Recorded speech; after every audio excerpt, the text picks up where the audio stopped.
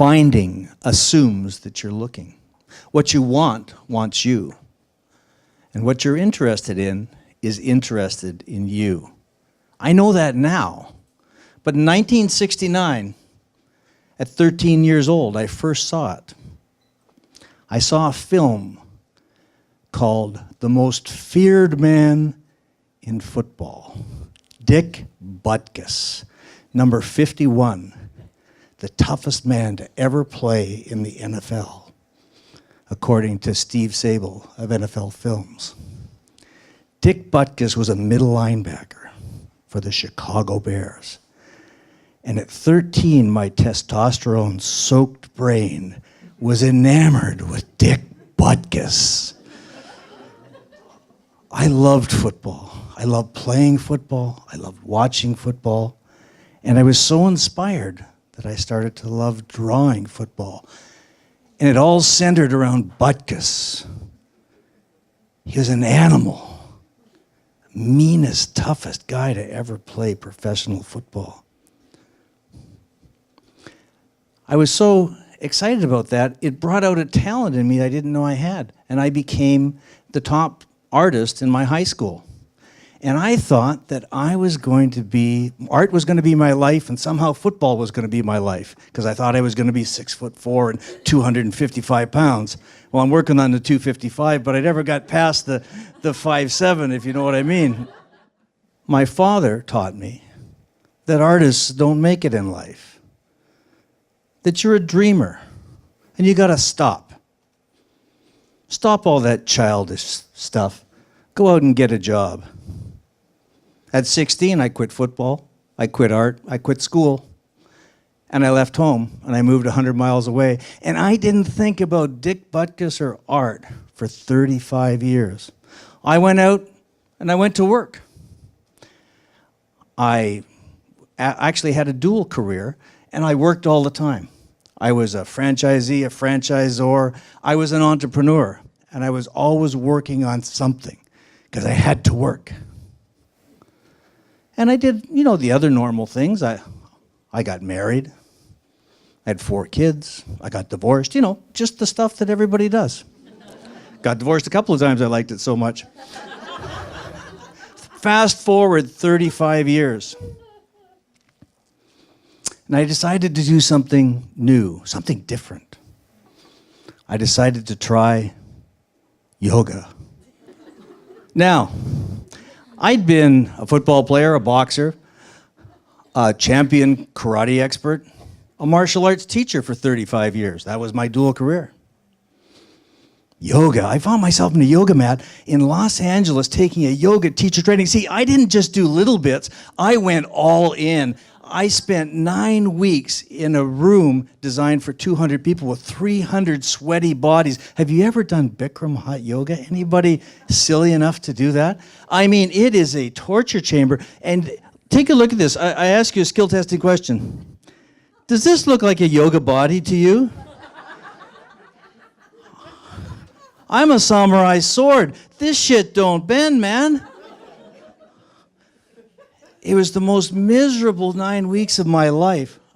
I couldn't believe. I was terrible. Not only was I a lousy yogi, but I couldn't learn this stuff. I was, out of 300 people, I was on the dean's list. I was the worst person. And I had been a champion, everything else I did. I had never failed, and here I was failing. It was unbelievable. I was down to the earth. Somehow, I passed. I squeaked by with a probationary pass, and I went home. Thank God that was over. But something interesting happened from that experience is that I felt empty. I felt light.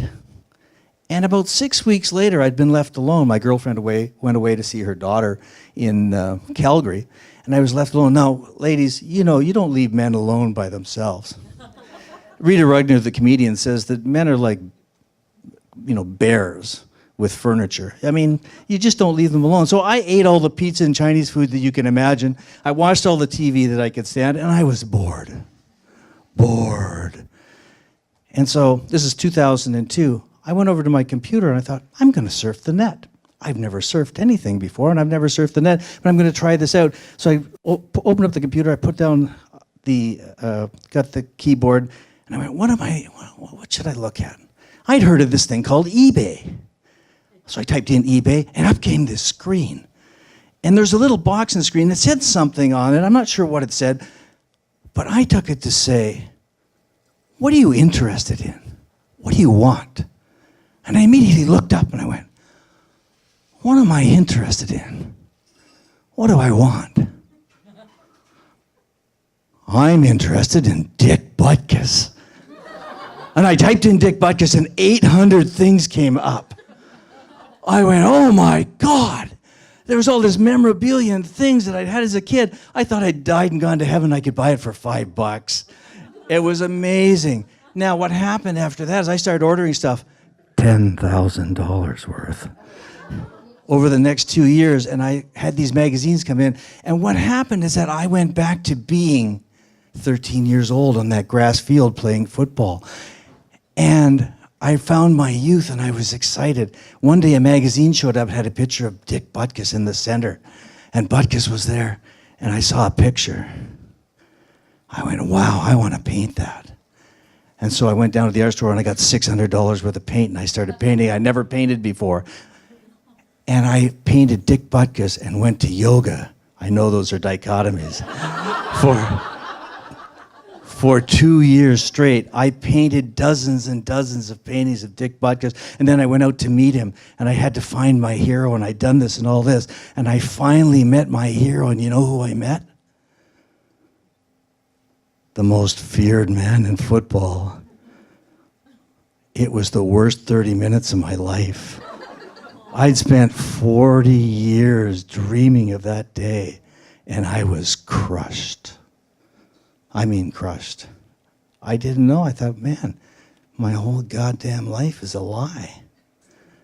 It wasn't his fault. I mean, don't meet your hero. It's rough on them, trust me. I came home and I really didn't know what to do. Here I was again. And I found myself in front of that computer. Good old computer. What am I going to do? So it was a few weeks later, and I got an idea. I'm going to write Steve Sable of NFL Films that I learned about Butkus from. So I wrote him a letter. 11 months later, to the day, almost to the day that I wrote that letter, I found myself at Lincoln Center in the middle of New York City, hearing my name and my story called Finding Your Butkus win the 2008 Emmy Award for Outstanding Feature. One letter. So let me bring this home. I left home when I was 16 years old. I moved 100 miles away. I didn't think about Dick Butkus for 35 years. Has anybody been to Vancouver Island? If you take the Island Highway from Victoria, you go up to Parksville, which is where I found my first job. You take an exit. Anybody want to guess what the exit number is? Exit 51. I was there for 10 years. After that, I moved to Brockville, Ontario, and opened up my first karate school at 1551 Main Street. I was there for 5 years. I moved back to Victoria, and I opened up my second karate school at 1551 Cedar Hill Crossroads. 51 shows up everywhere in my life. What you want wants you. What you're interested in is interested in you. You see, there's a synchronicity in life that sometimes you don't even know what you don't know. You know? And even though I didn't think about it, it was being presented to me over and over and over. ESPN first broadcast Finding Your Butkus the day after my 51st birthday. So, just to close this up, it was this picture of the hands, these bloody hands of Dick Butkus, that first showed up in my dreams when I was 13 years old. I found out when I got that Emmy Award that my hero I thought was Dick Butkus, and I'd been wanted to be an artist my entire life. The person who shot the film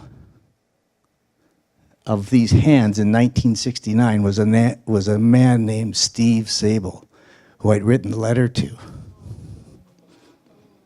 What you want wants you. What you're interested is interested in you. Thank you.